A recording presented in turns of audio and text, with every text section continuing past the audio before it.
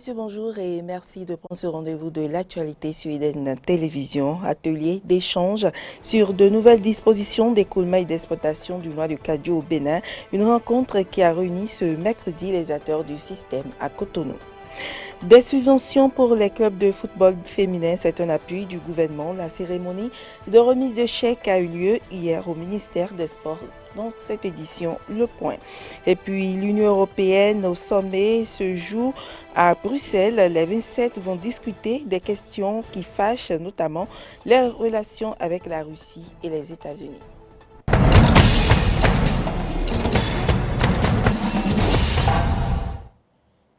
Bienvenue à toutes et à tous. Les acteurs impliqués dans la commercialisation et l'exploitation des noix de Kaju produits au Bénin se sont retrouvés ce mercredi au cours d'un atelier à Cotonou pour échanger sur les nouvelles dispositions en cours d'être prises par le gouvernement pour faciliter l'écoulement des produits et leur rentabilité. Suivez le compte rendu de Cano François Ongbedi-Rintor et Damé Pedro.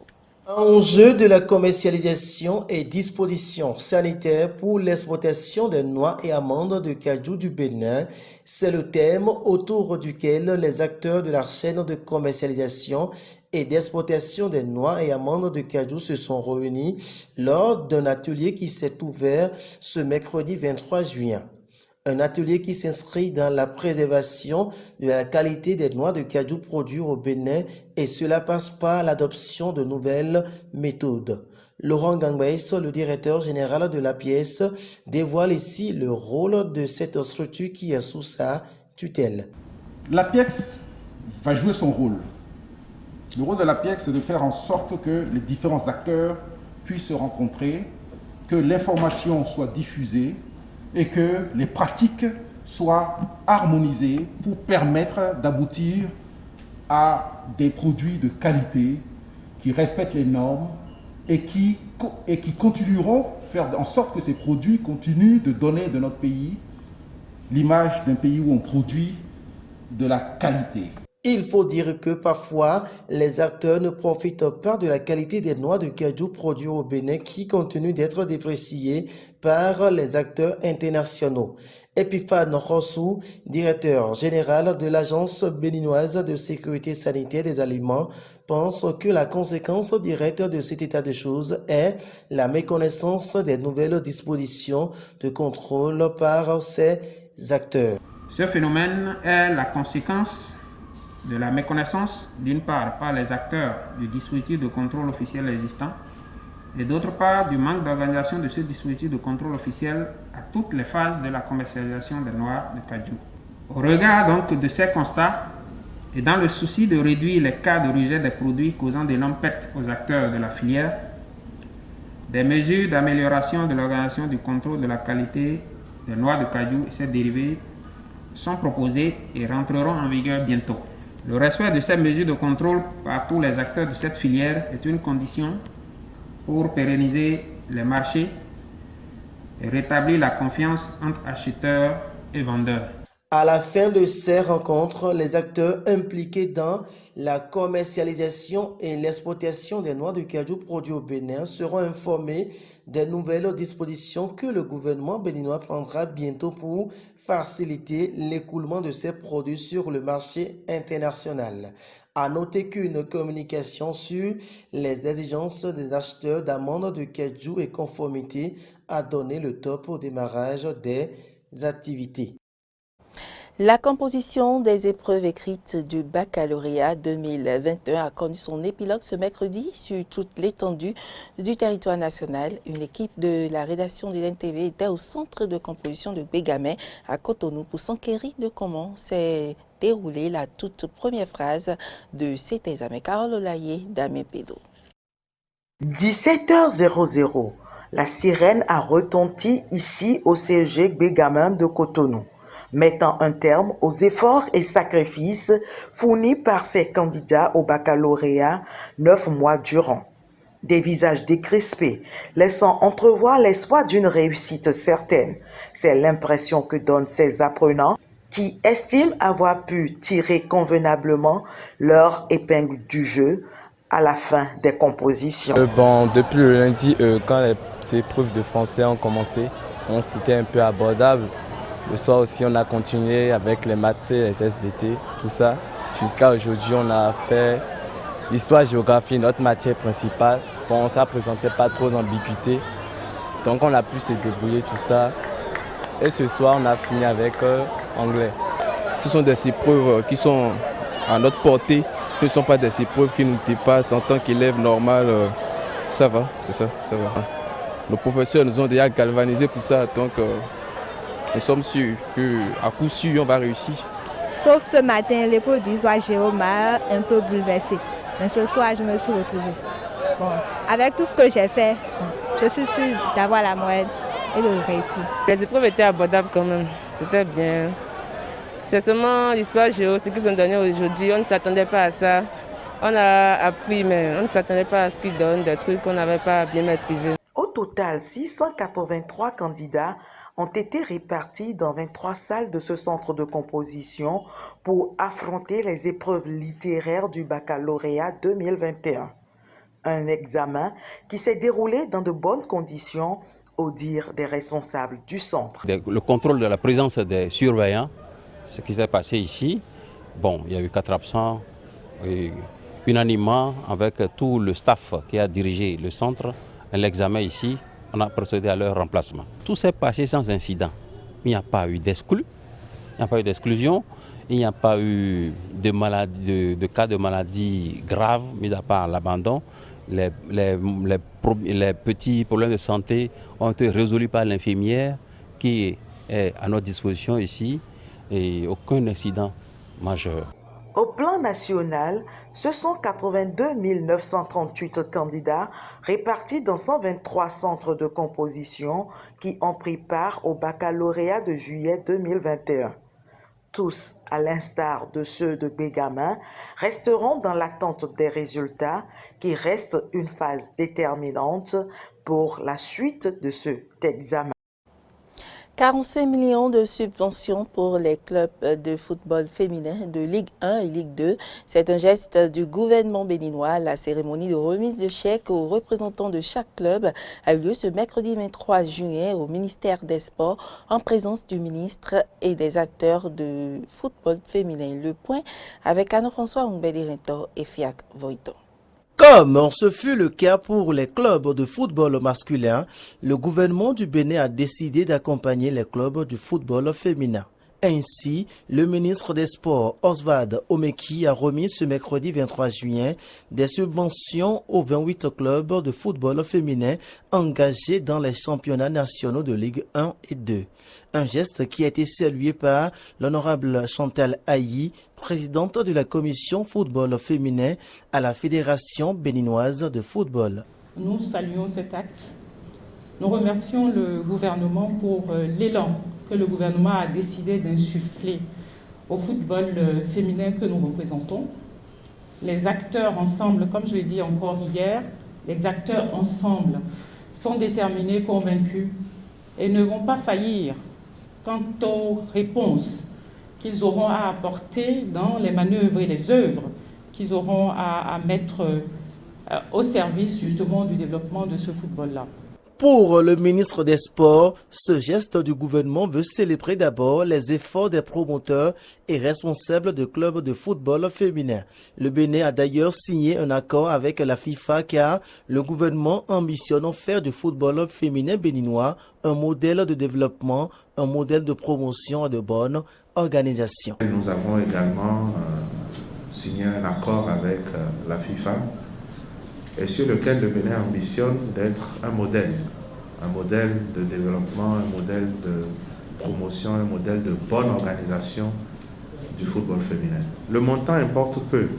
Ce qu'il faut célébrer, c'est le caractère inédit de cette démarche et surtout considérer que ce que nous faisons aujourd'hui marque le début d'une belle collaboration parce que, comme je l'ai annoncé hier dans la rencontre que nous avons eue, pour compter de la saison professionnelle qui démarre au mois de septembre, il est fait obligation à tous les clubs professionnels masculins d'avoir des clubs de catégorie d'âge et aussi d'être en partenariat avec des clubs de football féminin.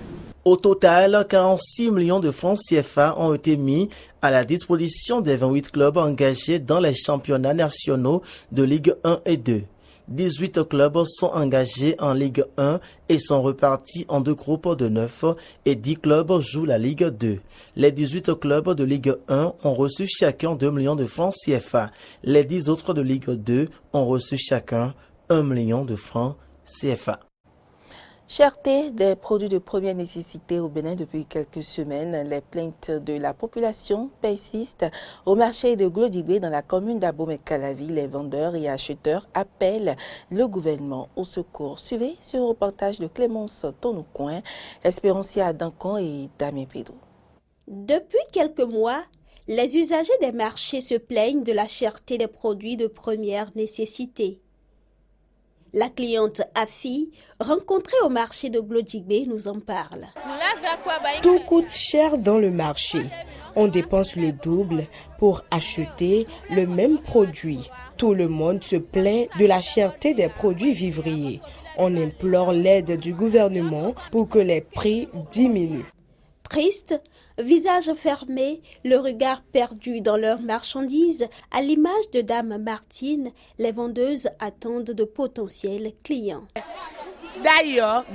Avant, c'était une seule chose qui était chère. Maintenant, l'huile qu'on payait à 450 francs est passée à 1100 francs. Le haricot est vendu maintenant à 600 francs, des fois 550. Et malgré cela, c'est difficile d'en trouver sur le marché parce que beaucoup de ces vivres sont pourris et les paysans en souffrent. C'est pour cela que les choses sont chères sur le marché. Depuis le matin, c'est une seule cliente que j'ai reçu. On ne vend pas du tout.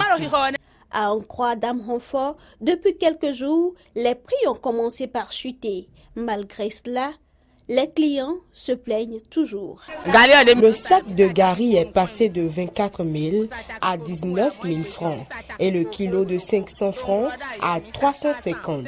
C'était cher parce qu'on n'avait pas trouvé de champ pour cultiver le manioc. Maintenant, le président Patrice Talon a interdit l'importation du gari.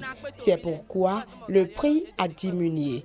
Malgré ça, la population demande que le gari revienne à 200 francs ou 250 francs. Pour M. Ronga, cette cherté est aussi due à la rareté des pluies. Je suis vendeur d'huile rouge. L'huile rouge actuellement est très chère. Pourquoi c'est cher?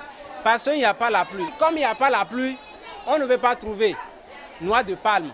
La raison pour laquelle noix de palme est chère. Et comme noix de palme est chère, l'huile aussi est chère aujourd'hui. Unanimement, vendeurs et clients implore l'aide du gouvernement pour que les prix reviennent à la normale.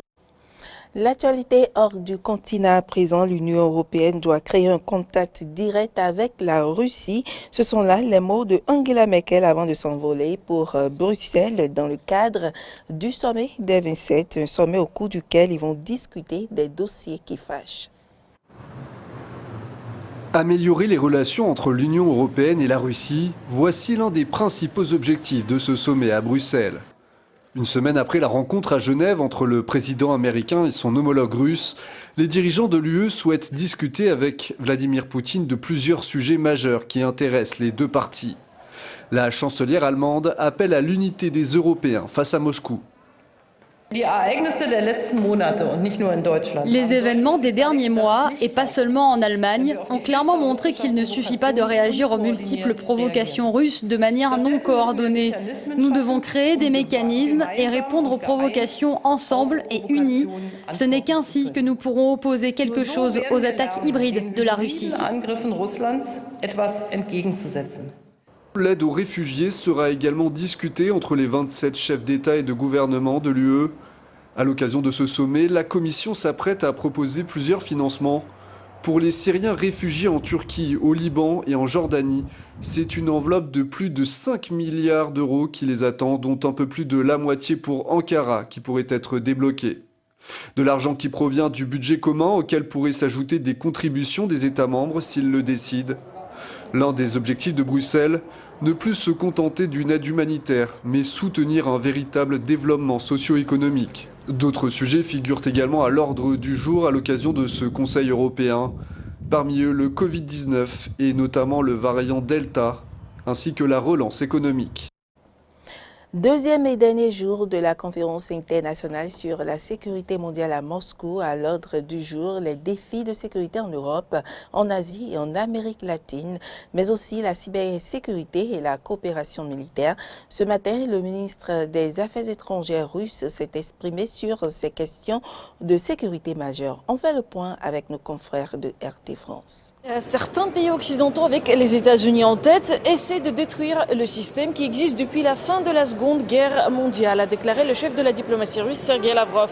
Pour lui, l'Occident a choisi une ligne hostile d'interaction avec la Russie. Je vous propose d'écouter. Malheureusement, ces dernières années ont montré que certaines capitales occidentales dirigées par Washington, ils ont décidé de suivre le cap visant à détruire le rôle leader de l'ONU en le remplaçant par leur propre ordre basé sur leurs propres règles.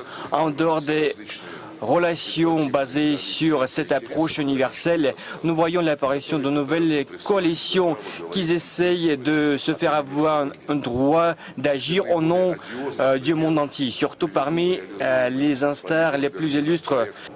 Sergei Lavrov a également souligné que la Russie était prête à collaborer avec l'Occident, mais uniquement sur base du respect mutuel. Écoutez. C'est tout à fait naturel. Nous sommes toujours ouverts à notre dialogue avec nos partenaires occidentaux, mais à condition du respect mutuel, de l'égalité en droit et dans la recherche de l'équilibre et du respect des intérêts bilatéraux, sans utiliser des ultimatums, surtout avancer contre la Russie. Ce que l'Occident essaie d'utiliser dans les relations contre eux. Un autre intervenant de poids qui a pris la parole ce matin, c'était Sergei Naryshkin, chef du renseignement extérieur russe. Il a évoqué à son tour la crise sanitaire comme facteur primordial des relations internationales d'aujourd'hui. Écoutez. Les défis traditionnels à la sécurité internationale se sont multipliés en y rajoutant la pandémie de la Covid-19 qui a fortement frappé la santé psychique et physique de l'humanité en portant préjudice au système économique mondial, en provoquant des crises politiques internes dans plusieurs pays du monde. La crise de coronavirus, c'était une vraie épreuve pour les gens et pour les systèmes nationaux de gestion et de développement. La 9e édition de la conférence de Moscou sur la sécurité internationale a ouvert hier ses portes dans la capitale russe. Ministres, représentants d'organisations internationales, experts et membres de think tanks se retrouvent ainsi en Russie pour aborder les différentes problématiques liées à la sécurité internationale et aux politiques de défense. Et puis, 9 indépendantistes catalans libérés ce mercredi après avoir été officiellement graciés par le Conseil des ministres. Certains ont été condamnés à 13 ans de prison et d'autres 9 ans de prison pour tentative de sécession en 2017. 3 ans après, ils ont été graciés dans un but d'unité nationale. C'était une libération en grande pompe. Il y avait des journalistes et les indépendantistes se sont prêtés au jeu des photos souvenirs à la sortie de la prison où ils ont passé leurs 3 dernières années. Ils avaient une pancarte où était affiché « Liberté Catalogne ». L'hymne catalan a retenti, puis ont suivi des discours où les indépendantistes ont exprimé leur joie, mais ils ont aussi rappelé qu'ils allaient continuer de revendiquer l'indépendance de la Catalogne.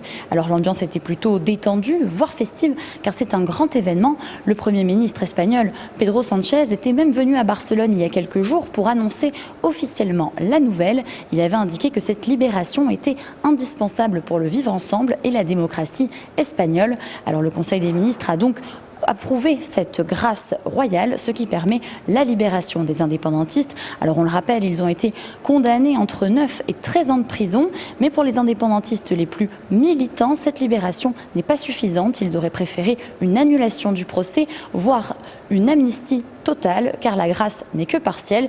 Les indépendantistes doivent encore payer leurs amendes et ils restent inéligibles. Dans tous les cas, seule cette libération est un grand signe d'apaisement entre Madrid et la Catalogne. Et ce sera tout pour cette édition. Merci pour l'attention et à demain.